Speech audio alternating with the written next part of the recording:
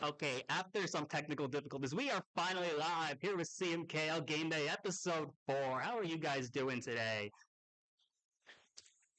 Already 7 people in here too, which is great. Okay, yeah. So yeah, first time ever doing a live in-person interview. Here I am live from the Moravian University Esports Lab. Over with me we have Nox and Baja Blast Lover, the two captains of Moravian University. Yep, it's using the webcam mic. The webcam mic doesn't even work anymore. I don't even know how that happened. So, are you able to hear me? Is the first question I have.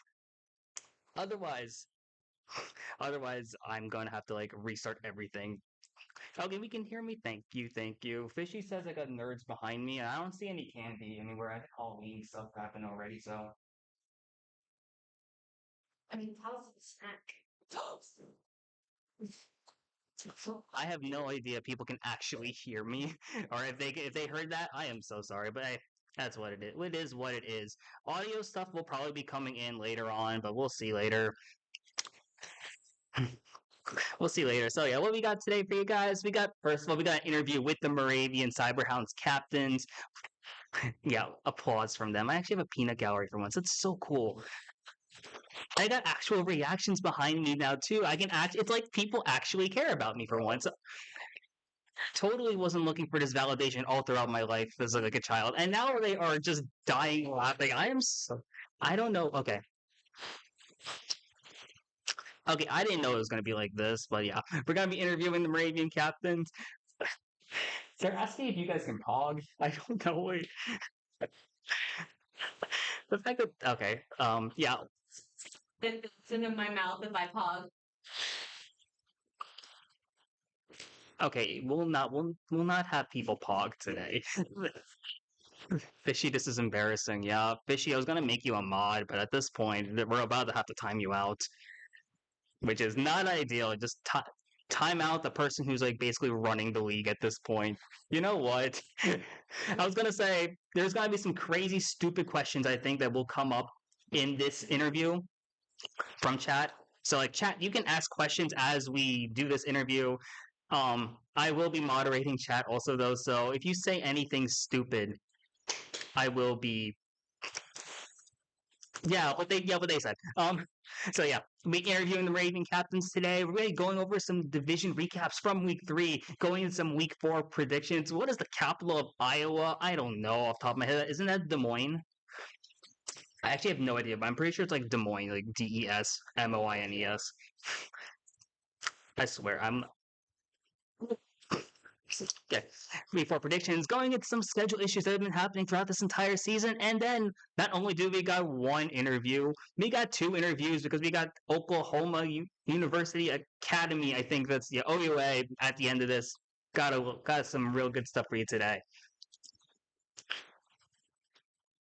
Shout out to Isaiah putting down the TV stuff so they could watch this stream. Shout outs to you. Much appreciated. Hoping good luck to you tonight. I know you're playing against some Ravens, so I will be watching, but hey, much appreciate the love, man.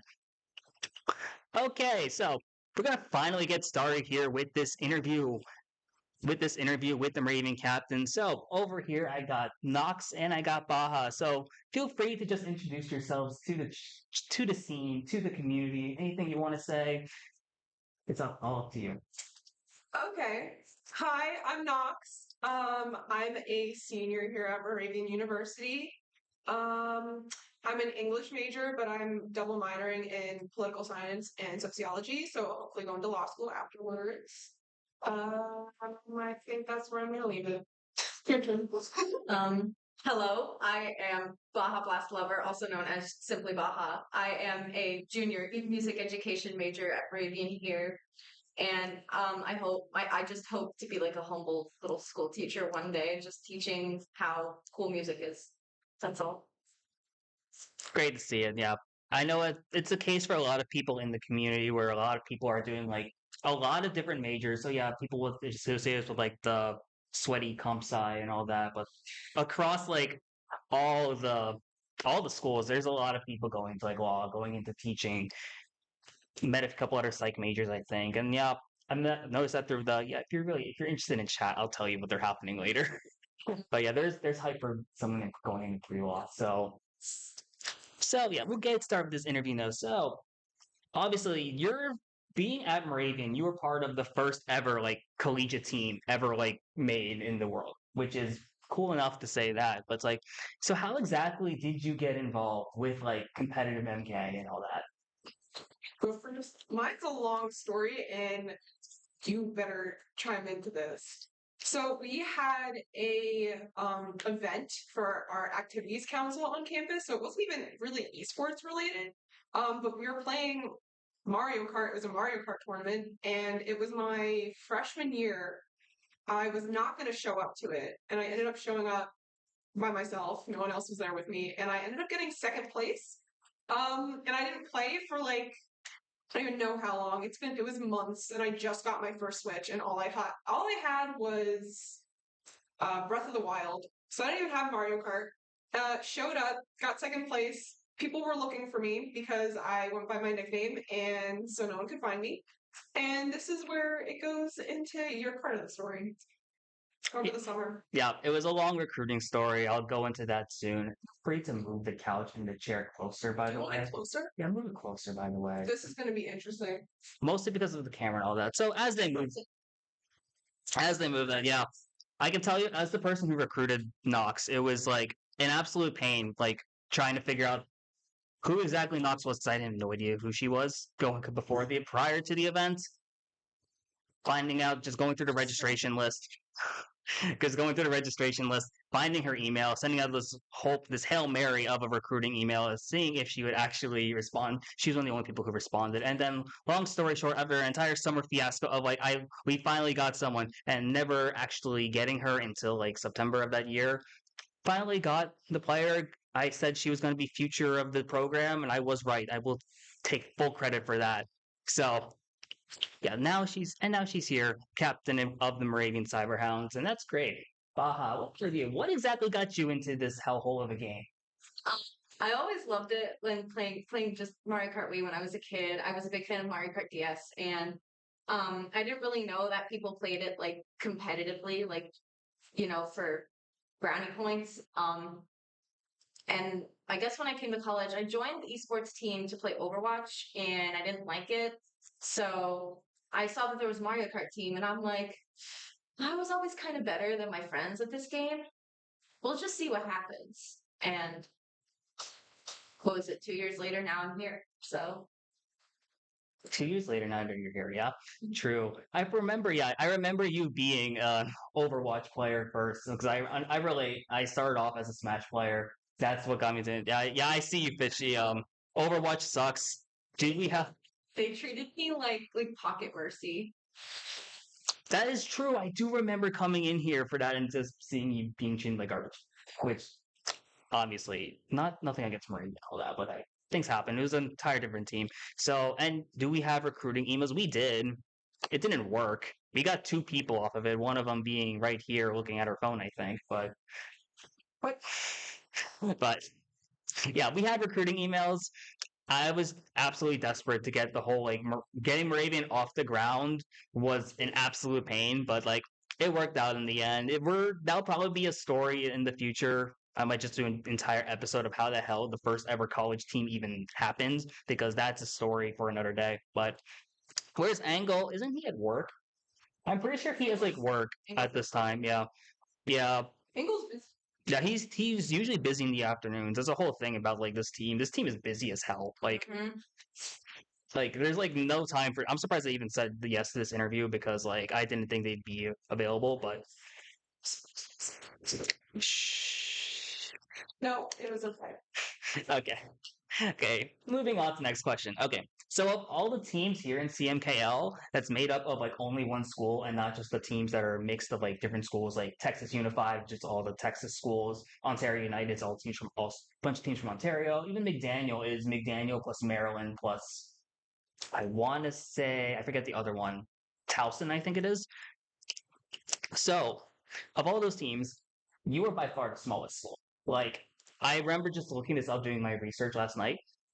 Almost every other team is like 10,000 minimum students. And here we are at a very nice 2,000 students on campus. So, For those in chat who have no idea what it's like being at a small school, describe that experience and then describe what it's like, how that small school experience like affects the whole like MK aspect of this. So like with the school in general, I actually really like it. It was one of the reasons why I came to Moravian. Everyone just kind of knows everyone type thing, and even if you don't know their name, you've seen them around campus. So like I feel comfortable saying hi to like literally everyone that I pass. Well, okay, almost everyone that I pass. But like everyone's just usually pretty nice here, I would say. Like I don't have any like major problems with like anyone, I'd say. Yeah. So I like that aspect of like the school as a whole. Um, yeah, I see like the same 10 people every day.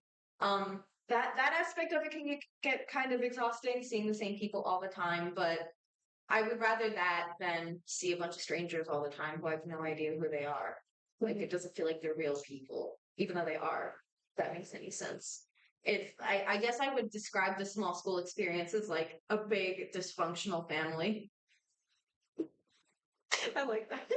It's true. That's so accurate though. No, no, like especially like it for me, it's like this is so small. Like when I went to grad school now, people are like, oh, yeah, they think my grad school is tiny because it's like 10,000 people, but when I went to That's school, true. to me that's giant. Yeah. So like yeah, like there's like, it's crazy because there are yeah, Fitchy's right. There are high schools that with larger populations than us. I've seen that before. Like if you go down like Midwest, you go down Texas especially, those schools are massive. But here we are, 2,000. It's I do love the whole idea. Like it is basically just a big dysfunctional family. Even people across majors, I'm like running into and stuff like that. And like you get to know a bunch of people. Like I was a commuter, so it's like I was like never here, but I still knew a ton of people, Yeah. which is like really good there. So how has the whole like being such a small school thing? How has that affected this?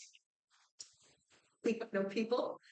Well, we have people, but like it's just enough that we need for a team. Um, like maybe like an extra like two or three. And everyone's involved in different things. Like the only thing that we really have in common is esports, I'd say. So everyone's involved in like 20 million different things. So like that's why like with like scheduled times, like why we agree to those times because like that worked for us. So like everyone else is involved in 20 million different things. And then that's why we only like it's hard to like play out of the scheduled time that we have for certain leagues. Um so it's a little bit it's I don't know. That's the negative aspect, but then also like positive again, like then you know who's on your team. Like with it being so small, you could like make personal connections. Like I consider everyone on the team like my best friends. So Besties. Yeah, and I feel like with having such a small team, we know everyone's strengths, we know everyone's weaknesses, and it's been very consistent with who's playing, and we know their dispositions in which they play. That makes sense. That's very well worded. I will say that. I would not have worded anything close to that of being like anything smarter. Spoon, see you made in the chat. We are starting off with a Moravian interview, so you haven't really missed much, but hey, shout out for you being able to make it here. But yeah, the whole small school thing is absolutely a pain for us, like especially just trying to balance like everyone else's commitments. Like at this time last year when we did MKU, I was working 3 jobs and then doing MKU, so it was like there was no time for me to play like whatsoever. And then I knew other people were like crazy involved with a bunch of other stuff. And then it's like, yeah, it's so hard because like I know we want to gather for scrims, we want to gather for like reschedules, be accommodating, but really we have a lot of us I can tell. I know it's like this for Angle at least, where he moved his schedule around so that Saturday nights would work. I think Kyle Adams same similar thing too. It was like that for me as well when I played. So understand that completely. Okay, so we just went over this about how it is like being crazy busy. I know you two especially are just busy all the freaking time. We will talk about that fishy after the interview. So, with you two being as busy as you are, how are you balancing all of your commitments with this game and college and life? Um, yeah, I'll go first. So, music education, that is one of the most rigorous majors on this campus. I believe it's nursing and then music ed. And then whatever you've got going on. I mean, I have English, so it's not like super duper busy in time of like having scheduled things, but like I have like papers galore to write. Yeah. And then I'm also doing law school applications right now and taking the LSAT. So like that's a lot with that. And then I don't know. I mean, I'm involved in a lot of different clubs and organizations on campus. We're starting up our pre-law society again. That's coming back. I'm involved in a sorority on campus. So like I have a lot of stuff with that I schedule that like that's like most of my schedule. What else do I have? I have so many other things too, honestly. Um, so yeah, like I'm just really involved on campus because I don't want to have lots of downtime because I feel like I get too bored. But I'd say that the law school thing is taking a lot of time out of everything else that I'm doing. Yeah, for me, like the busiest aspect is just all of the classes that I have to take because a lot of your music classes don't they're not worth a lot in terms of credits. So your like tech classes where you have to learn every instrument in order to be a music teacher, that is only one credit. It's one credit. And that's not a lot at all. So you have to take 6 of those before your junior year. And I'm a junior and I'm still taking them. So that gives you an idea of just how chaotic it is. And you get to go into like schools and you get to teach children, and that takes up a lot of time in the week. I'm not doing that this semester, but I was doing it a lot last year. And also your instrument lessons. I'm taking 3 lessons right now. So not only do I think I have 6 classes. I used to have 8. Like past semesters, I would have 8, and then my instrument lessons. So it's just way too much, like in terms of like stuff to do throughout the week. I guess like the best thing is like taking advantage of your night time to do your work, get your life sorted out, and then you can do fun things like this, like seeing my friends, playing games with them. Um, yeah. No, I feel that completely. So I don't know if you knew this, but I originally did come here with intending to like study music on Yeah. the side. Yeah. Yeah, so I came here. Yeah, I came here knowing, okay, what am I going to do with Moravian? I'm going to do my school stuff. Gonna minor in music. I was a recruited athlete also coming in here, so it was like there was like such like that whole like busy thing there. I understand that completely, and then I dropped everything. Music, especially, I'm like, there is no way I'm gonna be able to fit any of this into my schedule. It's either I commit fully to this, or I can't. Like the minor in music, even alone, is like incredibly intensive. Yes. So I knew that's like, yeah. And I understand the whole like going into schools and all that. I'm doing that now. I did that in Moravian also. Like that takes a lot of time, just like going into your practicum, all that. It's like, yeah, just finding other stuff to do. I understand the whole like not wanting downtime at all. Like, really keeping yourself busy here is just really good. Which one of my TTs should you beat today? You could easily beat my Waluigi Stadium time. So go ahead and do that one. My B Dubs time is like abysmal. So go ahead and do that because I really don't have a lot of good ones. But yeah. Okay, moving on. All of them, yeah. If you have time to go TT 88 courses, go ahead. I know. We'll get into that about how you have like no time for anything anymore.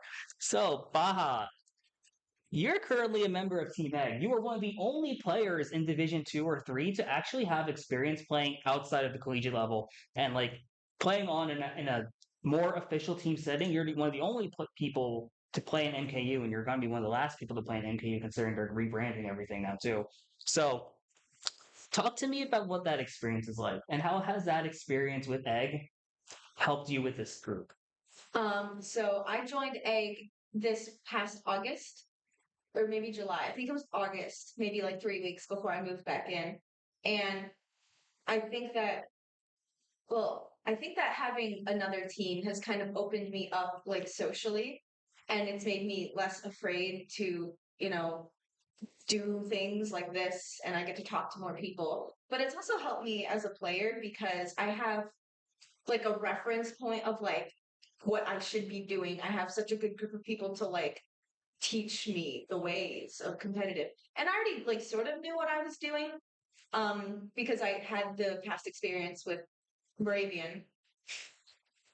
But I think joining Egg has made me a lot better with communications. It's made me more confident in item plays and learning how to call shot, which I'm still scared of doing.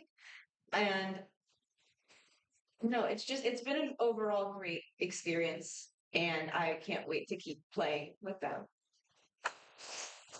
No, I feel that completely. So I think you both knew this, that I left, the summer before my senior year, I played on another team and then came back here so I could do that. So, like, I remember, and then, like, the whole experience of, like, going to another team basically to learn, like, everything. That's the reason I wanted you on Egg. The big reason when you mentioned you wanted to play more, I'm like, ooh, good recruiting tool. Plus, like, obviously I have to help recruiting and all that. But you learned so much there. And I don't know if you guys remember what it was like before, like the first 2 seasons before I left to play on another team, and how we had no organization whatsoever when it came to, like, actual in-game things. I had no idea what I was doing with track picks. We didn't call shock. We, like, actually didn't call shock.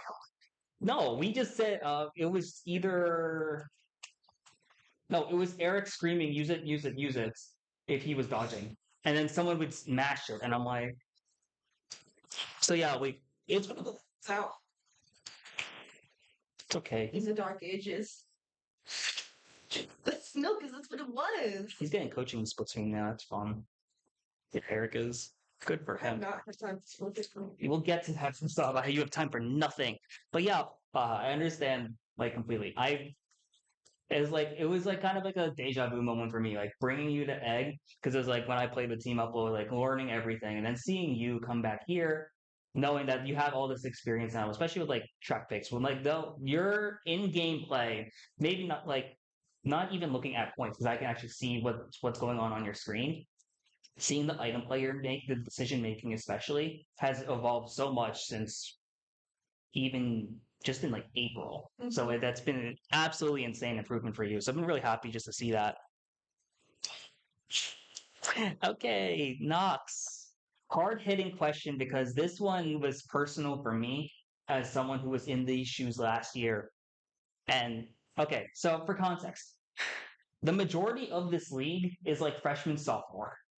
This is a very young, there's a lot of younger players in this league. And, like, I think, like, UC SoCal is the only team that has, like, that's the majority of them are graduate students. I have no idea how the hell they're pulling that off, but there's not a lot of junior seniors. And the general conversation that I have with a lot of players, once you hit junior senior, you're basically have no time to play, like, at all. You're doing so much stuff on college and all that. So knowing that you're a senior now and you have a lot of stuff, like, looking ahead to, have you thought at all about what you're doing with Mario Kart or just gaming in general after graduation? I mean, a little bit. I enjoy it so much that I don't want to just like cut it out. Once I hopefully get into law school, we'll see how that goes. You're getting into law school. Hopefully. Manifesting it. I know. I'm the only one that's not manifesting it because I'm scared. But so I really want to like still play competitive Mario Kart. It's just I don't know where I'm gonna go with it or like what I'm gonna do. I want to still do it. I'd love to like still like come back here and help out too.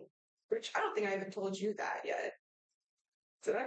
We're gonna have 2 coaches now. Yes, I'm gonna be a coach. I can't leave Baja. Not allowed to. We are holding hands.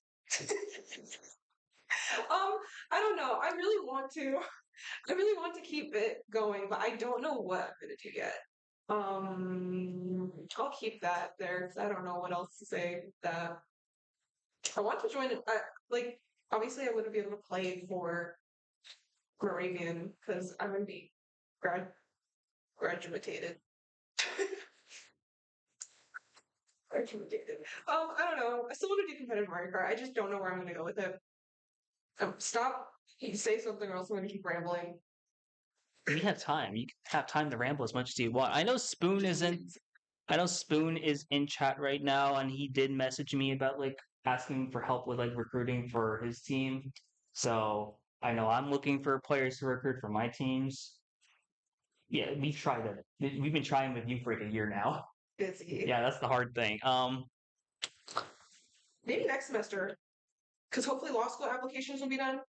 And then I'm going to be done with my English senior seminar, and I only need to take one more class next semester and then just fill it up with credits. So I just picked really easy classes plus the political science class I need to finish my minor. So hopefully next semester I'm going to be really chill because I'm supposed to get law school applications done by then and then have a decision come back before the end of February. So hopefully I'll have a lot more free time next semester.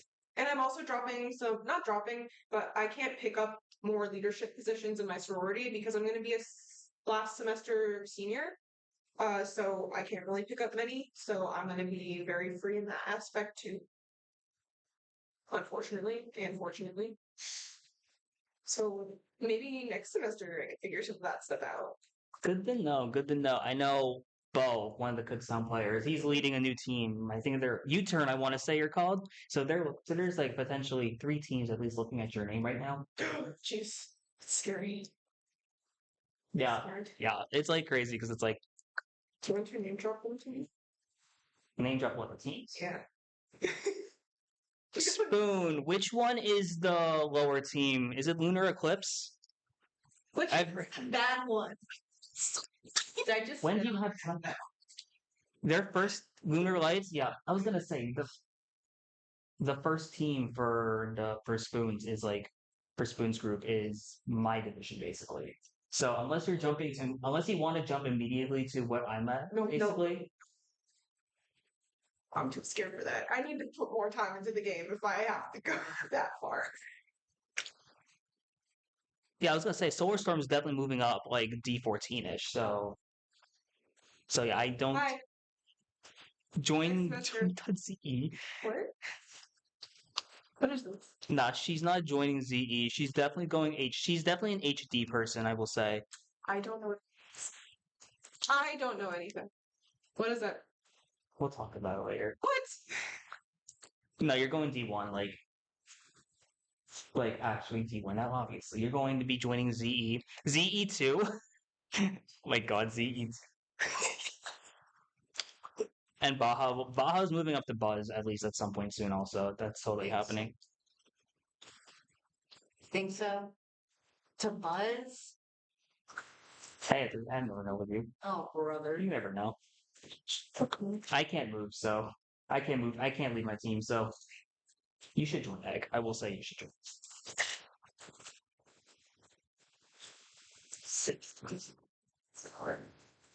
Craig joked about a ZE2, or just joking about you joining ZE. I feel that when Royal Flush was still a thing, Gally told me about how we'll bring you in for straight flush, if a hypothetical Royal Flush too, and I'm like, I actually trialed there for a little bit, got my butt whooped because I was like about a year ago, and like went from D20 to D6, could not play at that level whatsoever. But hey, it happens. It happens. We were just talking about Gally.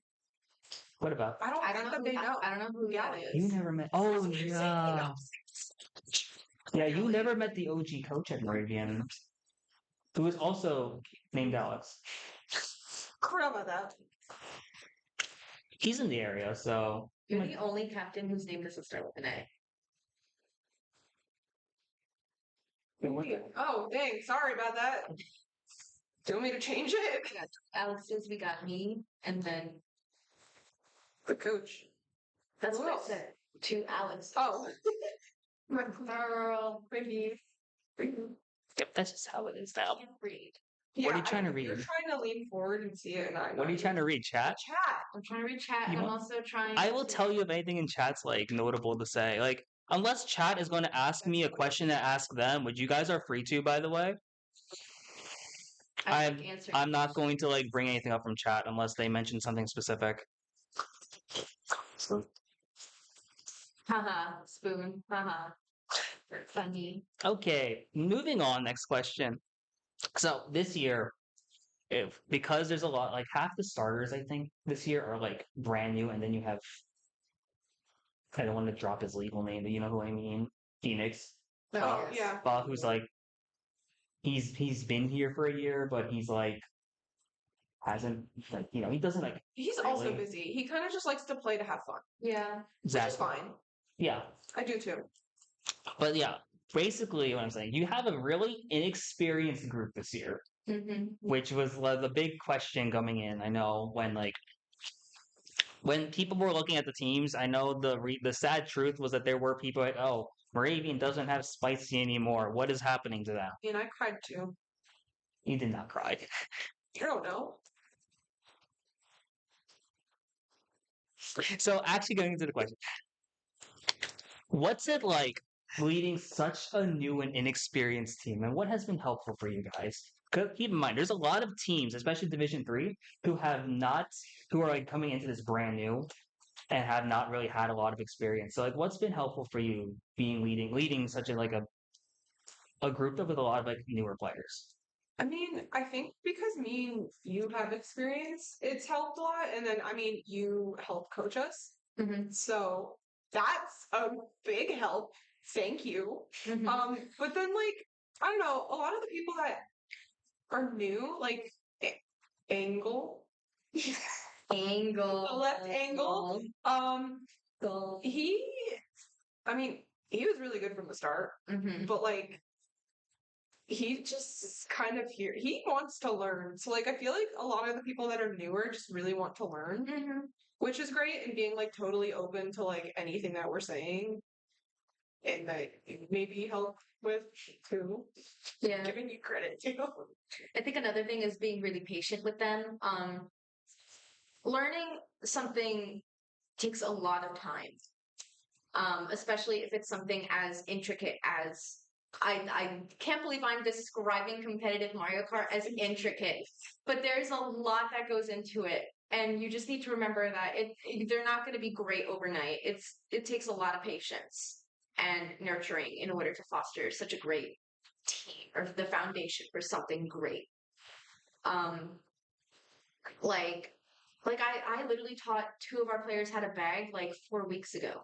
4 weeks ago. And they're not great at it yet, but they will. You got to be patient, and you got to just let them blossom on their own. That makes sense. Yeah, they're getting there. They're getting there. It'll happen. Yeah, I had something to say. I'm trying to remember. Was first of all, give yourself credit. I've told my chat. I've told many people in the scene that you two are the best captains in this league. I Oh, will. bless your God. Just go. Oh, thanks. Yeah, these people are way too modest. I'm sorry, guys. But yeah, it's like give yourself credits too, because like it's hard. I understand being in your shoes of like trying to teach these. Trying to teach this game is so much more deep than it has any right to be. For real, some things like it's true though. It's really true. Yeah, a lot of the game knowledge is counterintuitive, honestly, Spoon. So it's like there's so much stuff like, okay, I will tell like I remember I was talking with Angle about this a lot. It's like there's so many places you don't want to trick when the game is saying trick for speed boost. Mhm. And it's like explaining like where you're not tricking. It's like, oh, it'll help your line. What do you mean it helps your line? Like even things like that. Like I had to you've seen it before. So for those in chat who don't know, I actually as coach, I do like a little like lectures. I did like an entire like PowerPoint presentation, MK101. So It's in the. it's in the chat. Oh shoot, you did send it to me. Thank you. So I was gonna say, yeah, so yeah, if your school is looking for a traveling professor, I am available. Just like hit me up. Just hit me up on Discord, and if you have a ton of new players, I will just like leak the lecture. Yeah, yeah. Hire me. I'll come over. I'll come over to one of the Georgia schools. Maybe I'll do it. Probably even I'll just do it over Discord or anything. But yeah, I'll give you like the entire lecture down. But there's so much like stupid information you need to know about this game. Like, oh, you can't pull shock for first 30 seconds of a race. It's good to know. It's like you can't pull shock for like 30 seconds. Up 3 shocks can be up in the play at any given point. So like even explain these like little minor details, like newer players, like oh, it's like oh, press A button, I go whoosh. To like Hey, it works when it's fine. to like even Staying on the track. yeah, we still have Kutztown Moravian collab. Actually, I was thinking that for a long time now, Bo. I will not lie. Every second of every match and every interaction matters. No, it literally does. Like people will say, like, "Oh, this only saves like a hundredth of a second," but no, a hundredth of a second really means a lot in the grand scheme of things. Over adding up over 3 laps, even things like I don't know, bootleg because that was something we TT'd. The difference between going off the ramp normally and going off the ramp on the side railings and having that kind of air difference means so much, honestly. So yeah, it's hard. Like yeah, they're having such an inexperienced group, like relatively. It's hard to teach it, but yeah, being patient has been super helpful, and you two have been doing a great job on it so far. I feel it's kind of good the way that you just said it, like that. It's good that they're inexperienced because then we could teach them what they need to know Mhm. right off the bat. So then we don't have to like overdrive anything. Like we don't have to fix anything. Yeah. Like you still have to fix things, but like you could just learn it right from then and then just go with that information instead of like playing, learning things, realizing it's not right, and then fixing it. Yeah, like unlearning a lot of like things that aren't really useful in the game. Um, like spamming your items all at once. Getting thought of a little bit. Exactly. Yeah. Thank you for that. I mean, the amount of times I would see like players like just watching because they're new. Like I will watch casuals occasionally. When I did recruiting at Moravian, like watching people play at the events, and I'm like, Think no, about it. no, no. Yeah, I don't know if chat knows this, but I did an entire. I don't know if you know this Don't- either, don't- but like Wait, I did an entire. My first ever psychology experiment at Moravian was with Mario Kart. So like when I was taking notes on like everyone's play and like a future recruiting tool just in case. And I'm like, no, no, no, no. It's like you're shaking your controller, but there's no motion on it. But it's like the thought's there. The thought is there.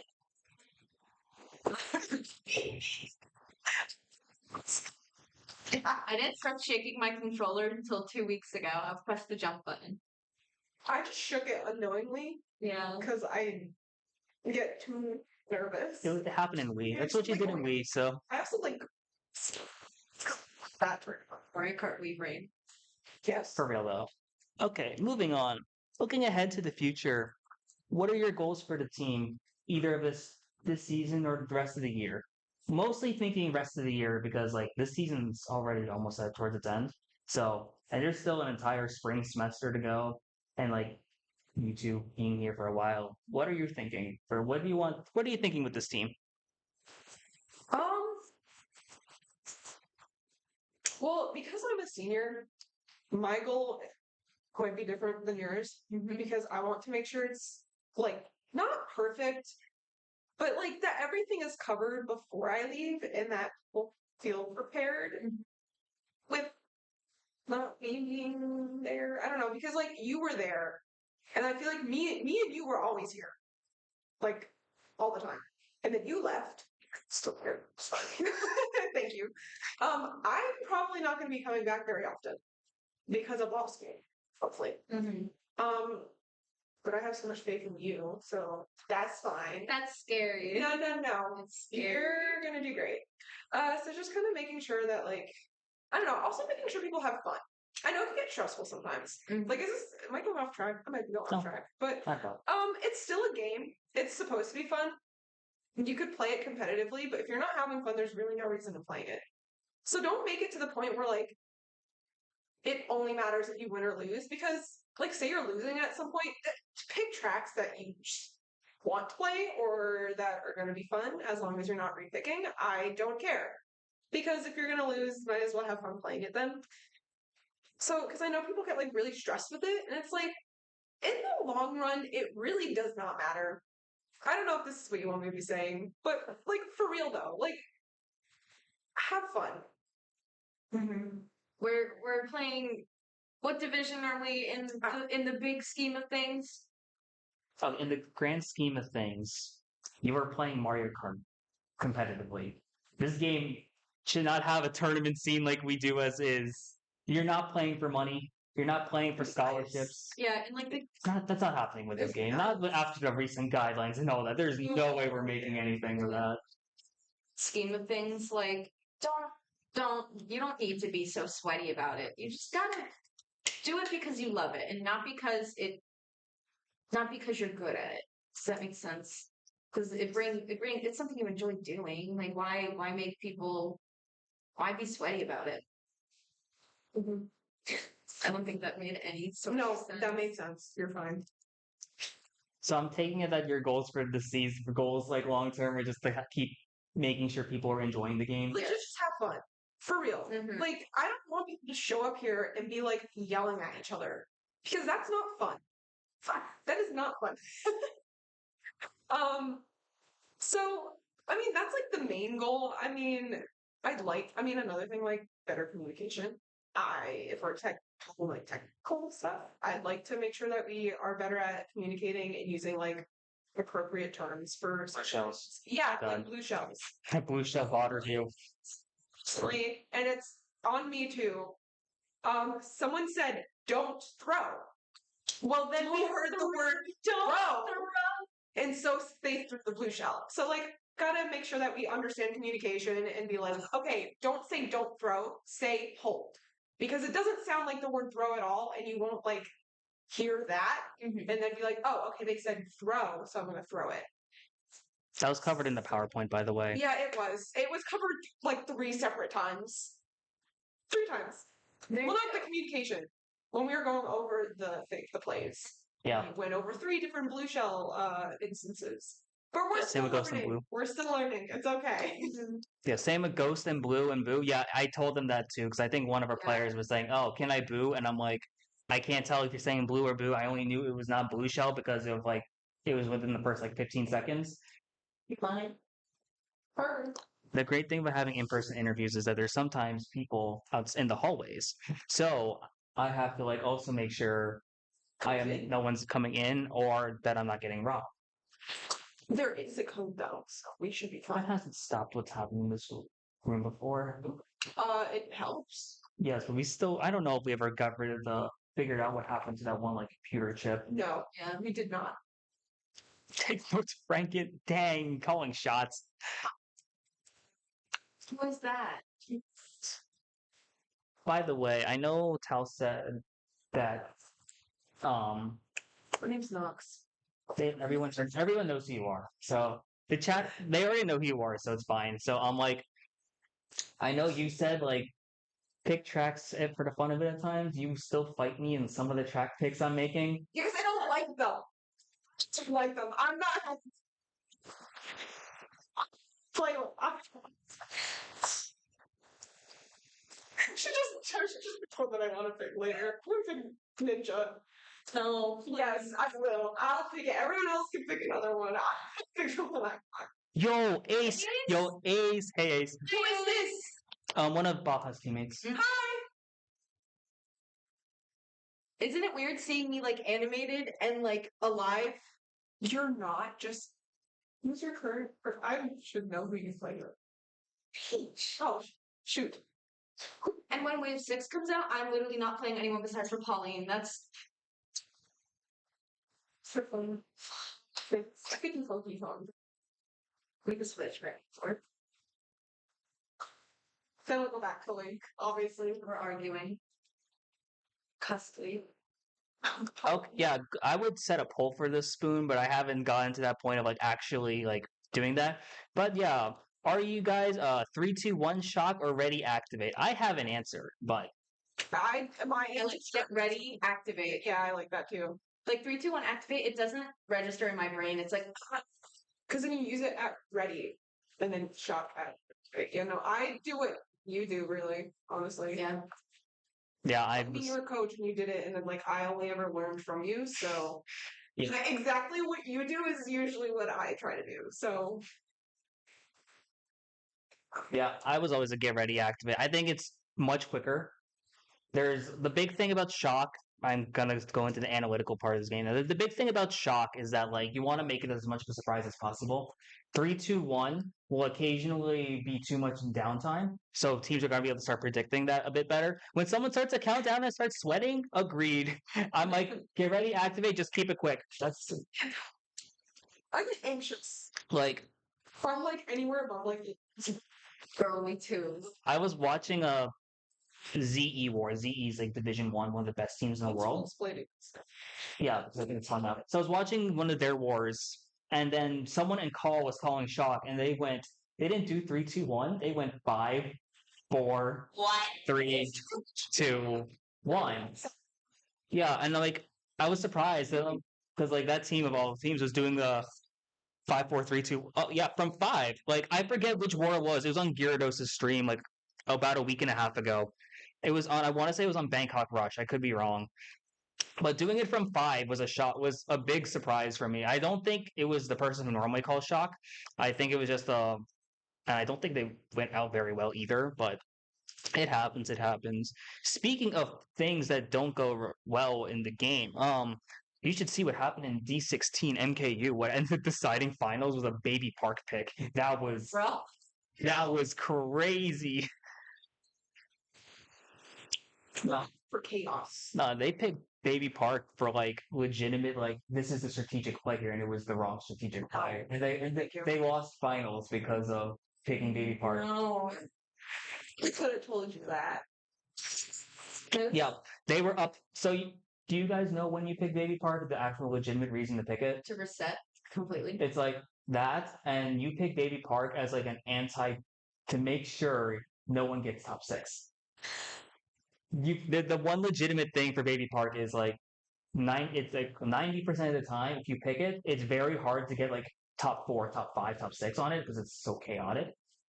So you pick it if you have like a lead of like plus 30 and above, plus 30 to plus 38, because if you pick that, it's very hard to like get that plus 40. They picked it when they were up only 4 points, and you're leaving too much up to chance, I think. But they were good on Baby Park. It just so happened that that things didn't go their way. It's coin flip. It's just how the game goes. But unless chat has any questions for the Moravian captains, I'm going to wrap up this first interview and then go into the rest of the show. But before we do that, when you want the shout outs?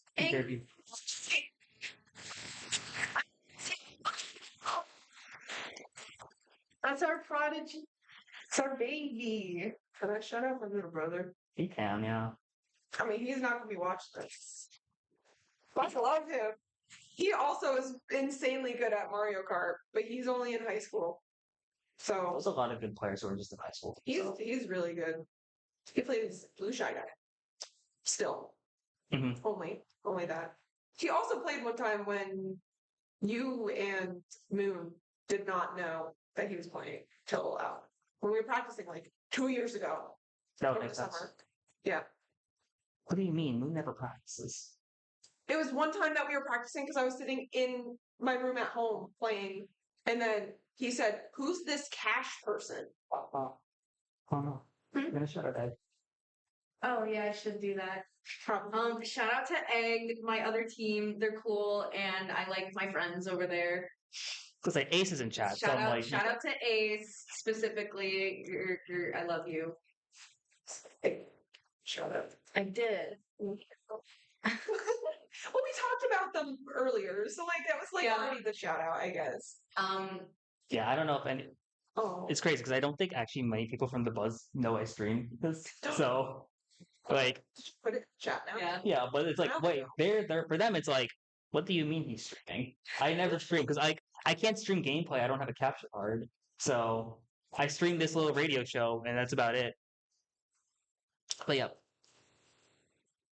Yes. Yeah, I was talking about how playing with Egg is like it's made me a lot better as a player, like in terms of like communicating in item plays and just in general. Like the stark difference between when I first joined Egg and then now it's like it's completely different. Once I'm able to actually get set up like donation goals and all that, once I get enough followers, I can. I'll set up like a donation, like a goal here. They're real, yeah. Needing like tech for all you especially with the controller issues. But I use the Joy-Cons all the time. Hey, gonna go crazy next season. That's what I'm saying. Like Y'all are gonna go crazy, yeah. Oh my god, I haven't seen you in a while. Yo, let's go. I'm gonna drop your name here. I'm gonna drop your name, by the way, Chad, but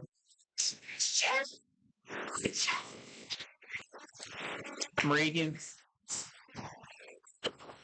My liver. Yeah. Pop off raw. Yeah. Moravian people. Yeah, I didn't tell anyone from Moravian. I actually started streaming, so because all I do is like a little podcast radio show for College Mario Kart. It's not like I'm playing any games until I get a capture card. Then I'll actually start doing stuff. So love how the audio just turned to static sometimes. Yeah, honestly, I'm not planning on using this like setup like ever again. So it just happens. Sorry, I got excited. Oh, Mike peeking. Yo, thanks for the follow, Chad. Mike peeking goes crazy. I know when the Mike peeking happens. That's the funny part. Yeah. It's because we were happy to see Chad. I miss you, Chad. So yeah.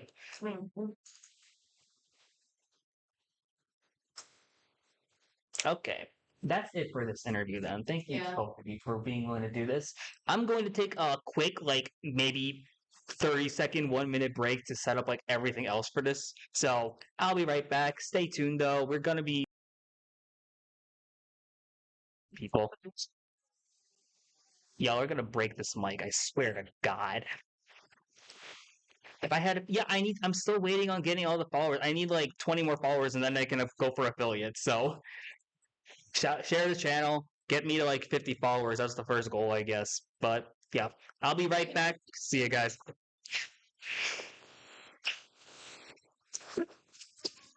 Okay, I'll be right back, guys.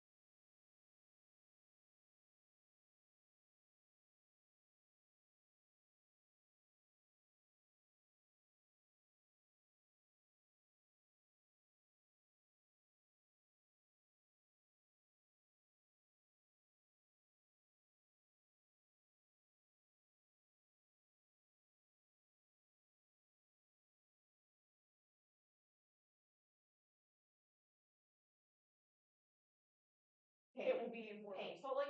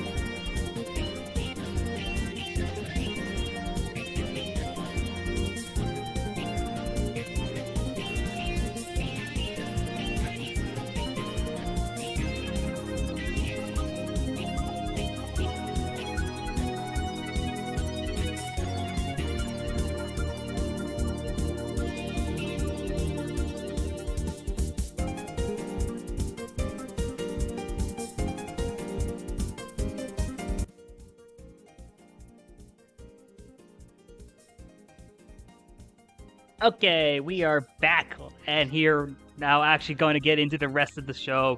So yeah, CMKL week 4. We got some great stuff that happened in week 3. Now we get to finally start getting into this now.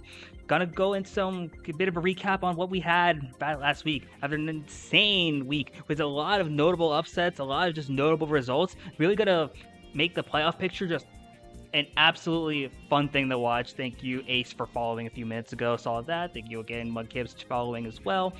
Whole goals to affiliate thing at this point. You'll occasionally see Nox walking in the background there. If she might be TTing, playing some time trials. When you inevitably hear an outburst over because she will mess up, you know what happened. So let's get back into it though. Gotta go in. Let's see. Wrong screen share. Oops. Now you can see the entire setup. Okay, there we go. Let's start off with Division 1 results. Some notable things happen here as well. We don't have the standings and all that yet, but there were some big results. First of all, UA getting on the board because of forfeit wins. Not ideal, sadly, but hey, you take what you can get at this point. So the sad thing is, because Ontario forfeit, because Peach State forfeit, the sad thing is, these are results. So Arizona is 2-4, but the sad truth is they have dropped this season. So they will not be playing in week 4 nor week 5. So the remaining 4 games are going to be 150-0 losses. It's a shame. One of the most historic and most prevalent teams in the scene just wasn't able to get the activity necessary. So real unfortunate to see.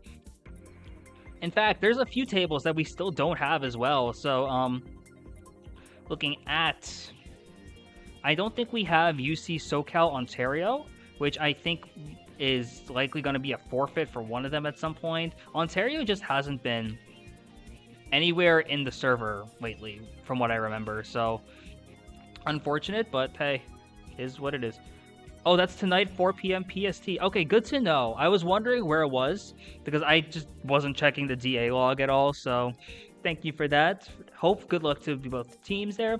And that's going to be a pretty important match because Ontario dropping to UA because of unintentional forfeit is now 2-3 on the season. They need to win this to move up. And SoCal, who has a forfeit win against Texas, could make this a very important win for them as well. So yeah, UC SoCal is currently 3-2 because of a forfeit against Texas. Ontario is 2-3 with a forfeit against Arizona, making it so both these teams here, who are basically going to be fighting for that last spot in playoffs right now, which is going to be crazy. And then you add in Peach State, and oh my gosh, do we have to talk about Peach State here? So Peach State sadly dropped a forfeit loss against Arizona, but massive results on prime time on Sunday. We got the Peach State Patriots 509 to Kutztown 475, a plus 34 win in favor of Peach State, and an absolutely massive dub for them as we approach the end of the regular season. Looking at Peach State, this is exactly what we were hoping to see from this team. Spoon going absolutely crazy. This is a statement win. This is the type of wins you see, the type of performances you see, and you write stories about, honestly. 117, Wisp with the 110, Bean with the 107, Luxato 93, Sourdough 52, and Dr. Benjamin with the 30. Meanwhile, Kutztown, 111 from Technical, 94 from Batboo, Bo with an 88, Steepian 73, JK 861, MC with the 48. This was a very close war.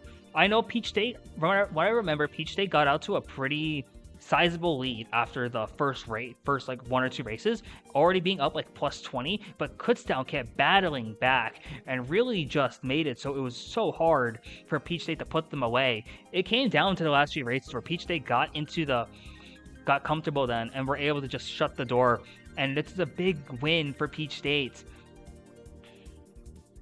Yeah, Isaiah is completely right. That was an amazing prime time, honestly. Follow the CMKL YouTube channel if you haven't already, because that is going to be something insane. And that's one of the sets of the year, honestly. And this is still the regular season. So yeah, Peach State is now 2-4.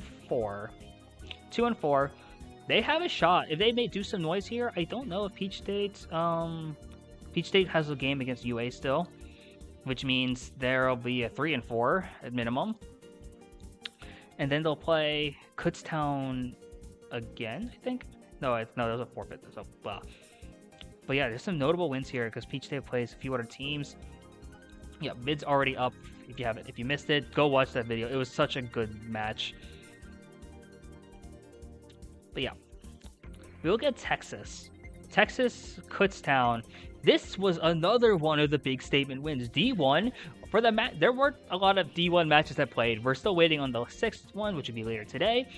But this result, Kutztown 513 to Texas 471, being a plus 42 win for Kutztown, is an absolutely massive win for Kutztown and a big statement win for them as well, and what could be a potential playoff match in the future.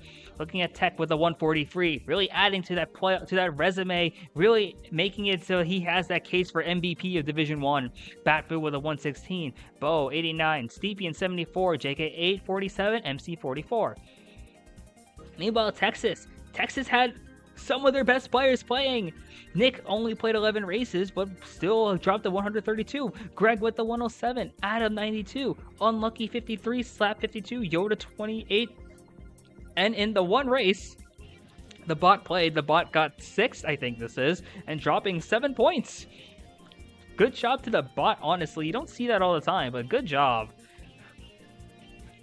Got things somewhere.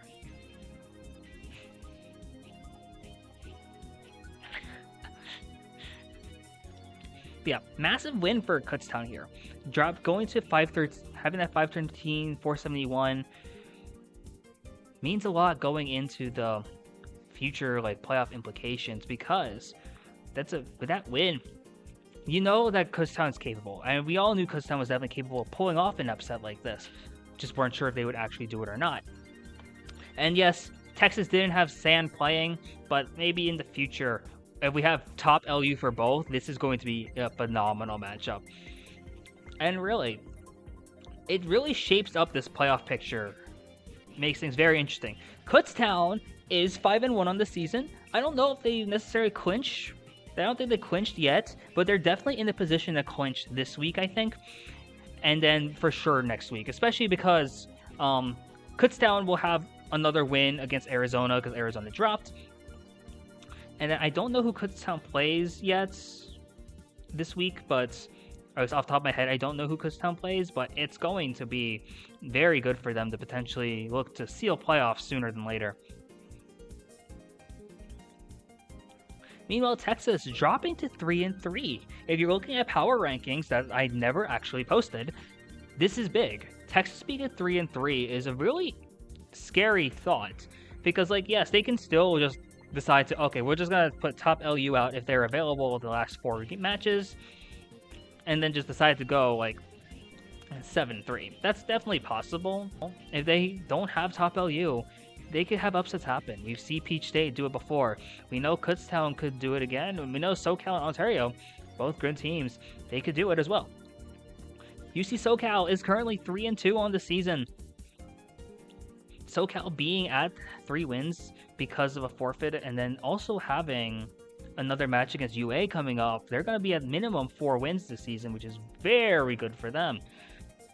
And then they still play Ontario today, which will be one of the must-watch matchups for this week. And it's really the only thing we're looking for here to see how will this shake up the playoff implications. SoCal, Ontario, they're so close, really. Whoever wins this match, and I think they play again. Sam did the same thing. He ain't coming back. Oh, good to know. Good to know. Good to know. Then that really will shape things up for playoffs. Then we'll talk about that in the future. So yeah, SoCal will play Ontario twice. Both these matches are going to be incredibly important here for determining who gets tiebreakers. So watch out for these when they come up. I think they'll be playing in week 5 as well. So that will be very important to see here. Peach State getting wins. They're 2-4, but I've never been so scared of a 2-4 team in my life, honestly. Peach State will have another match with UA. Oh, that'll be good to know.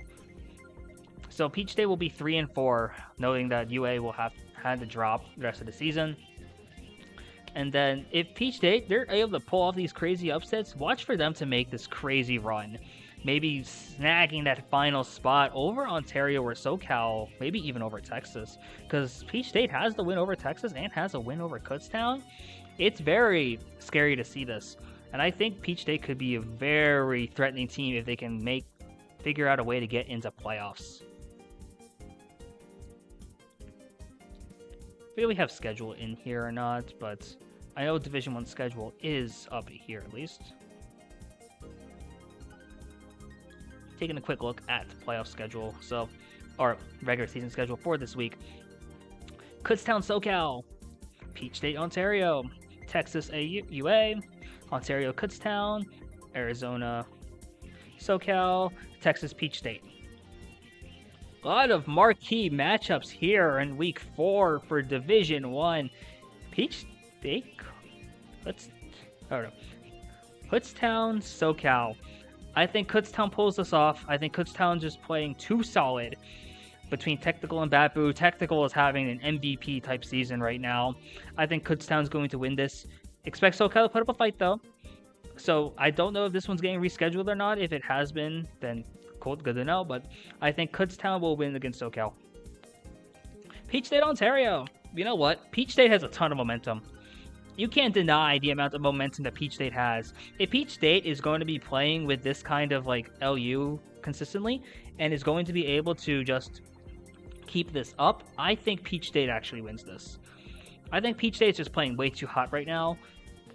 But if Ontario brings to the death lineup, which is like Godkip, Doc Proc, Iona, Chipper, Justin, pretty sure it is, then maybe Ontario probably has the advantage. But I think Peach State is just playing too well to really count them out here. And I think I'm going to give it to them because of the momentum. Ontario, Kutztown because Texas beats UA because of a UA dropping. Ontario, Kutztown. Interesting matchup here as well. I would say Kutztown wins this. In fact, I still believe Kutztown wins this, just because of the way they're playing right now. I think Kutztown is probably the most complete team at the moment. Just having the chemistry, especially, and the team play, they're keeping it close in all their wars. Yes, I think Kutztown is very beatable still, but I think Kutztown is just at the point where in this regular season, they're probably going to just win this outright. SoCal beats UA because of the drop. The Texas Peach State, the rematch. I think this really comes down to who's playing in lineup. If Nick plays, if Adam plays, if Greg plays, then I think Texas still has the advantage. But Peach State, we've been talking about this. This kind of momentum is just absolutely crazy right now. So it's like, you have to just like go about it. Thank you, Tay, for the follow. How you doing? Happy to see that you're here. Here, listening to me just talk about college Mario Kart of all things. Here's how I spend my Saturday afternoons. You missed it. I had Baja and Snapchat Girl for an interview. You got to see them live and in person. That was really cool. Yes, Nox is Snapchat Girl for those who are wondering. Long story. We'll go into that in the future. I'm watching the VOD after. This will also be up on my YouTube, which is Spicy BM. They'll be in the top left corner of this stream. So yeah, Texas Peach State. I want to say Texas takes it this time, but don't be surprised if Peach State does it too. I think it's really, this one especially is just so lineup dependent that I think you can't be sure until you see that, until you see who's playing for each. The Spicy BM reference. It's true, that's true. Let's go D2. D2's fun. Because D2, as you will see as we talk about them, is in a very crazy playoff implications. Because we have 4 teams contending for 1 spot. Which is, once we get into the detail of this, it's going to be insane. Let's talk results here.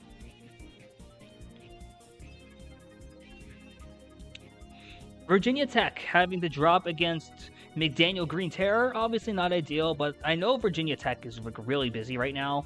Ice is not available this weekend. Cynical is in Utah for a convention, I think.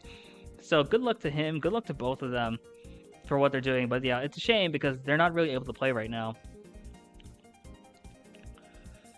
Morgan State 530 to Alabama with a 454. Alabama's playing 5v6, not ideal, but still a very good win for Morgan State, really. And these wins are so important because it really has a lot of playoff implications on the line here. So looking at Morgan State, Isaiah really just putting in these MVP numbers. I was hyping this guy up since before the season started.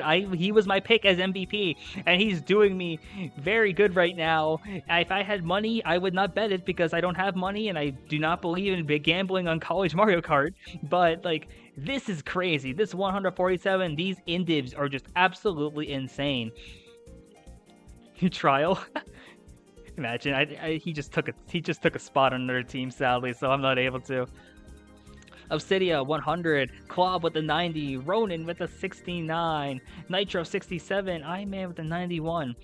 You're starting to see that Morgan State's starting to come into their own. I'm excited to see how they play the rest of the season here because, like, just amazing stuff that we're seeing from Morgan State. If they're going to get hot at any type of moment, this is when it's supposed to be. Bama Solution with the 133, Trombone Wizard 87, Brad 75, Rizzy 71, Thermal 55, CPU sadly getting a 33 because that's just what computers do in this game. Solution is also putting up these amazing numbers. Definitely a confident pick in for like first team Division 2 with dropping these like amazing numbers. You don't have Jay playing like here, I just noticed, which is rough. I know Jay, there's a lot of Jay fans just in this community, so like rough that we're not able to see Jay play. But like, have you put Jay instead of the CPU? This could have gone honestly in favor of Alabama. I'm excited to see how these teams play week 5 because that is going to be crazy, knowing that there could be playoff implications on the line here. Virginia Tech, Morgan State. Okay, the question for Virginia Tech going into the season was, does Ice still have it?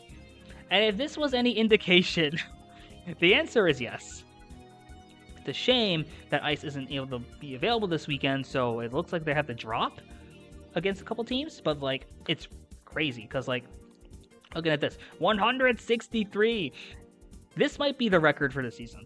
If it's not, it's definitely close, but I think this is the record for the season now. Cynical with the 113, Steamy with the 76, Hype for 76 as well, Glizzer with the 55, Mew plus Bot at the 37. And then, yeah, the 520 to 464 win, a plus 56 in favor of Virginia Tech. Good quality win for them. Zay with the 114, Klob with the 78. Tech didn't get Tech at a 166. I think so, now that you bring that up. But yeah, so it's like, this is probably the D2 record done.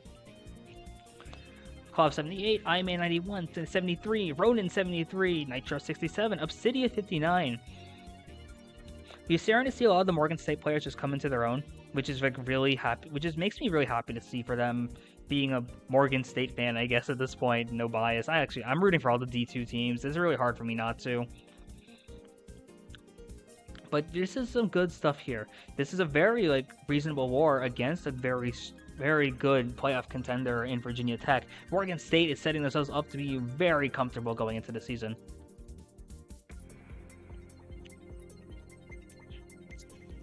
House divided. McDaniel Green Terror resulted in a 559 to 425 plus 134 win for House Divided. House Divided Shorts is coming into their own, being one of the dark horses of this, like, one of the names to watch for, honestly. The Green Terror logo scares you. I don't blame you. It's a really interesting logo there. Yeah, Short coming into their own, 147. Galaxy Nova with the 102. I don't know, 101. Noah Squid, 86. Silver Phoenix, 77. Crimson, 46. This isn't even their top lineup, apparently. This is crazy. House Divided, top to bottom, is so good. And now that Short is able to play more often, really cementing themselves as possibly the the top dog over here in Division 2. Meanwhile, for McDaniel, you're looking at top 4 Boss with a 90, Shamchez with an 88, Sandbird 72, Cobalone 65, Glacial 11 with a 56, and Brand the Heatman over with a 54. Some great stuff over from McDaniel, honestly. Like, a very coordinated effort here. Yes, it was a 134 loss, but this could have been so much worse, honestly. So there's definitely potential for McDaniel here. And McDaniel's still in it, as you'll see later, because of that forfeit win against Virginia Tech. They still have a shot to make some noise here by winning in these next 2 weeks. Zay saying, Forrest will probably not get a D2 MVP because Silver and Nova are playing Protect the President with Short. See, I don't know. Okay, so if I'm being quite honest, I don't know if we're actually doing like awards or anything like that. But if we're doing awards, it's probably not going to be straight up like, it's probably not going to be straight up just like whoever wins by having the most points. I'm probably going to factor in like the analytics with MK. Imagine like plus minus when you're in the game or not, like plus the differential and all that. That's crazy. But yeah, like if you consider the qualitative aspects, I still say Zay is the MVP for D2 just because of how much they're helping Morgan State get into this position in the first place. Short is amazing. Like, holy shoot, we cannot ignore this. So, look at the House Divided Moravian resulted in a 567 to 417 win, a plus 150 for House Divided. Short with a 157. I don't know, 106, Galaxy Nova, 104, Silver with the 87, Noah Squid 64, Crimson with the 49. And then over on Moravian, 97 from Moon, Nox with a 79, Angle 78, Baja Blast Lover 68, Mighty 52, and Phoenix with a 43. The big thing here, House Divided, Short is just so good. Oh my gosh, Short adding on to this like insanely stacked House Divided LU, it's borderline unfair at times. It's so crazy. It's just, they're so good. And then because dropping to 157, but then you got 2 players who can drop 100, and you still have the depth here, which is crazy. Imagine not winning MVP because House Div is just that good. It really just comes down to how you what you value in like MVP and all that. Do you value the best player on the best team? Do you value like who's like the most valuable for that? All that. That's cool, but you would get a 158. Oh my god, Chad, if you were able to actually play with us, if you weren't busy as heck with all the stuff you did at Moravian, you would totally drop a 158. No question in my mind.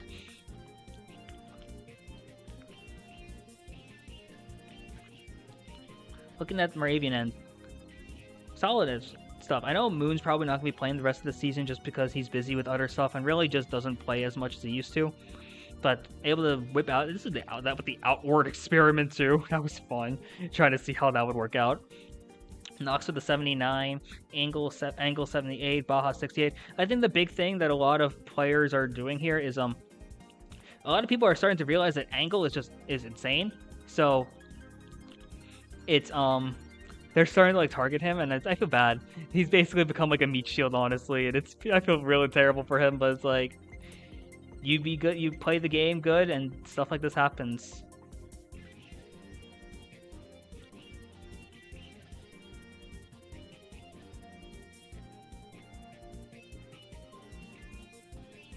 Sorry, just gotta send a quick message.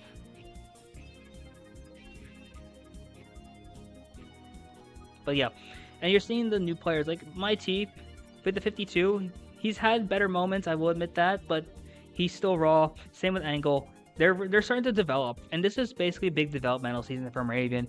It's crazy for the fact that they're going to be like still in playoff contention somehow by this week, but it's like absolutely crazy.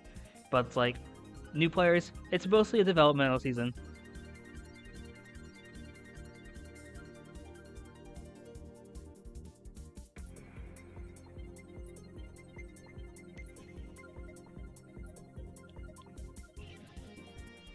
At the scouting report tonight, yeah, I won't lie. Having it like in Moravian be interviewed the day right here is like not great for scouting purposes, for like protecting my players, but hey, it's good. And like we know that these teams are very capable here, and Moravian can still make some noise. Yes, they have had a rough start to the season, but you never know. You never know with this team. Moravian taking the forfeit win against Alabama. We talked about this during the interview, but like Moravian has like next to no availability right now outside of the default times, which is incredibly unfortunate because that means they kind of just take these forfeit wins. And the fact that Moravian is just at this point and they're in playoff contention off of forfeits, it's a very Mickey Mouse season so far. I will admit that as their coach, but it happens. They allocated the blocks so that like they can play at default times at worst, but they're just not able to like reschedule because I know a ton of them are crazy busy with like in and out of the game. It's unfortunate, but the forfeits happen. But now, if you look at the regular season stats, this is fun. House Divided is 7-1. Or House Divided is 5-1, my bad. I thought we were still in week 3 mode. House Divided is positioned perfectly to be in a spot for playoffs. I think even with, when they play VT, it's going to be interesting because then there will be like potential like tiebreaker implications if VT wins, and then we'll go to differentials. But right now, House Divided is looking into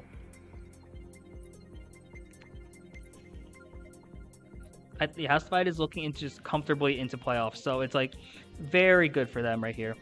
VT, similar spot. VT is getting hot at the right moment, which is important.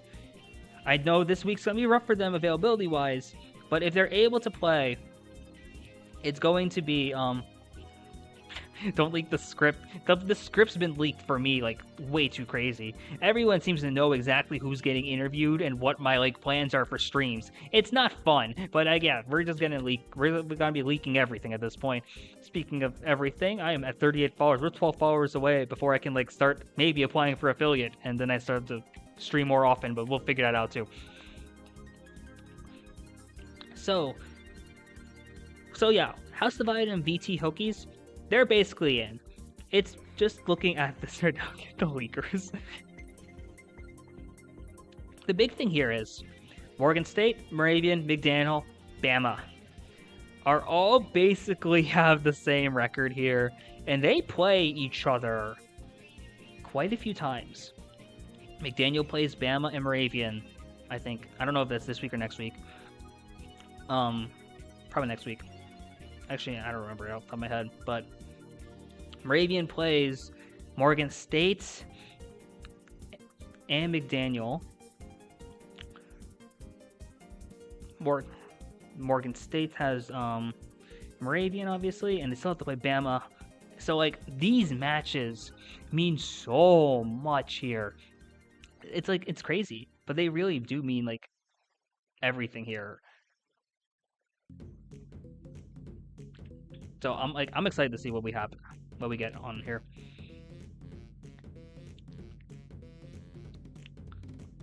The truth is, I was telling Moravian this earlier, but like, because Moravian and Morgan State have this draw, it's actually harder for McDaniel and Alabama to sneak in above Morgan State and Moravian respectively. Because this draw here forces them, so if like, because they have more losses, they're lower on the standings. So like, the odds are whoever wins between Morgan State and Moravian, they could potentially just make playoffs off of this one match tonight, which is crazy. It's not a guarantee, obviously, but it sets them up in a really good position. So this matchup here, which we're going to get into as we talk about the schedule, means so much.